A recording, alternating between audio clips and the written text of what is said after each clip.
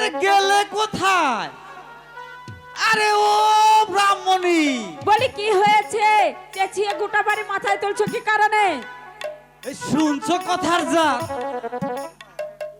একেবারে মার মুখ। এই কি বলো? বলি আমার পুজোর সব ব্যবস্থা করা হয়েছে কি? আমি এত ঝামেলা পোয়াতে পারবো না। একটা দাসীবাদী রাখলে হয় না? ইস, রাত পলে শুধু খালি আমার প্রতি চোটপাট, তাই না? এদিকে আবার ঘরে রান্নাও করতে হয়, পূজার জোগাড়ও করতে হয়, আরো কত কি।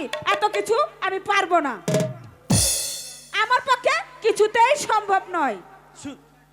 শুনছ শুনছ কেমন করে? আরে শুনো, রাগ করো না গিন্নি। তোমার সব কাজ করতে যে কষ্ট হয় তা আমি বেশ ভালো করেই বুঝি।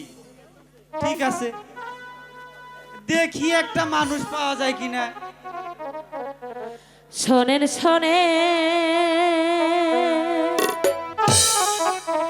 ব্রাহ্মণ বাবা,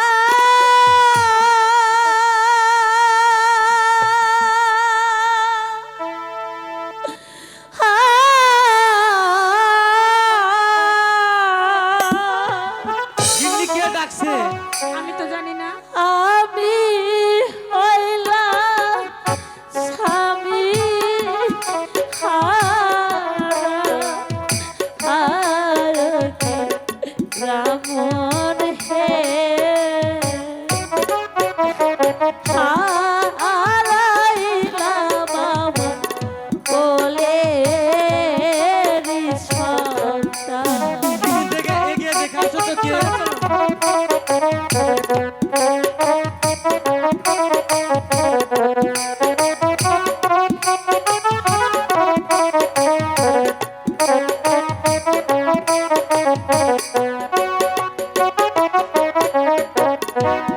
স্বামী রইল ঘরে বন্দি,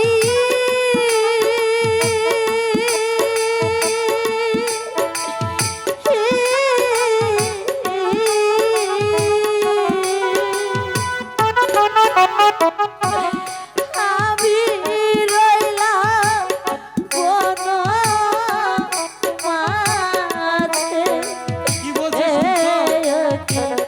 ব্রাহ্মণ হে হারাইলাম আমার বুকের সন্তান। তারপর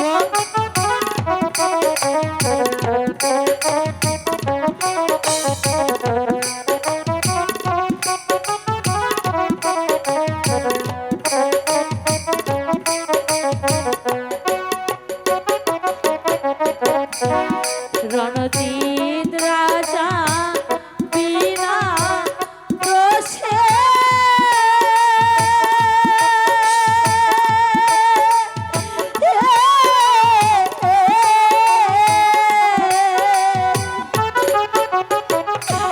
মোর স্বামীরে বন্ধন করে শুনছো কি দুঃখী?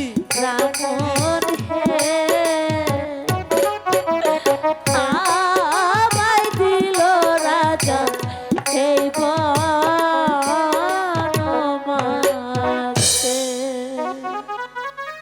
তারপর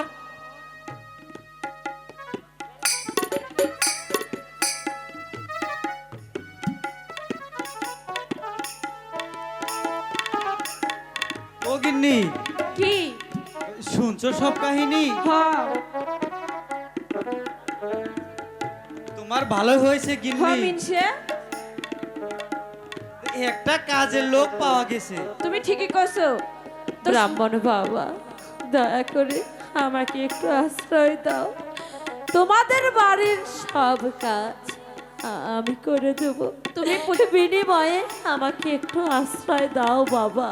বাবা মন আশ্রয় দেই, আমার বাড়ির পূজার কাম সারা লাগবো না। ঠিক আছে, আমি তোমাকে আশ্রয় দিচ্ছি, তোমার মুখখানা অনেক শুকিয়ে গেছে মা। চলো আগে তোমাকে আমি খেতে দিই, তারপর সব গল্প শুনবো। চলো মা। ঠিক আছে মা, তবে তাই চলো। শুনেছো গিন্নি? কি মিনছে? বলেছিলাম না ওই রঞ্জিত রাজা খুব দুর্দান্ত হয়েছে। তুমি ঠিকই কয়েছো। আমরা যদি পালিয়ে না আসতাম তাহলে ওর মতো আমাদের অবস্থা হতো। এ মিনছে, চলো এসো মা। চলো। ঠিক আছে মা, তবে তাই চলো।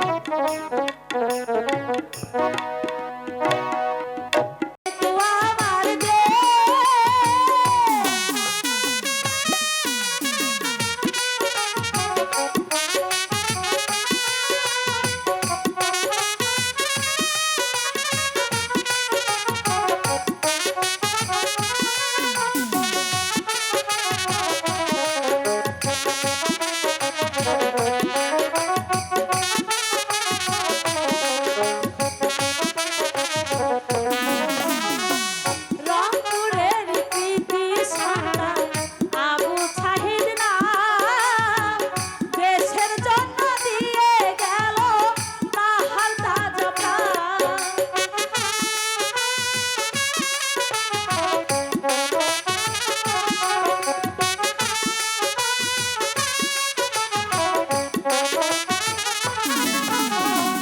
রংপুরের প্রীতি সন্তান আবু সাহিদ নাম, দেশের জন্য দিয়ে গেল তাহার তাজা প্রাণ।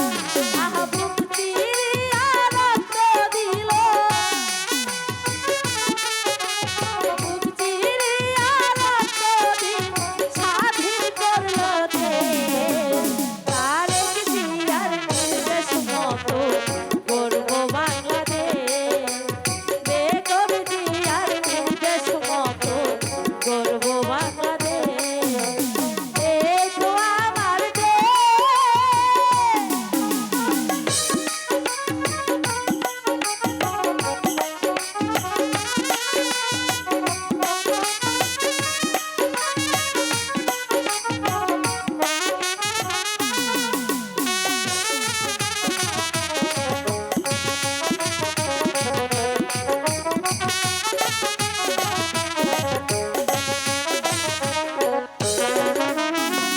স্বৈরাচারীর শাসন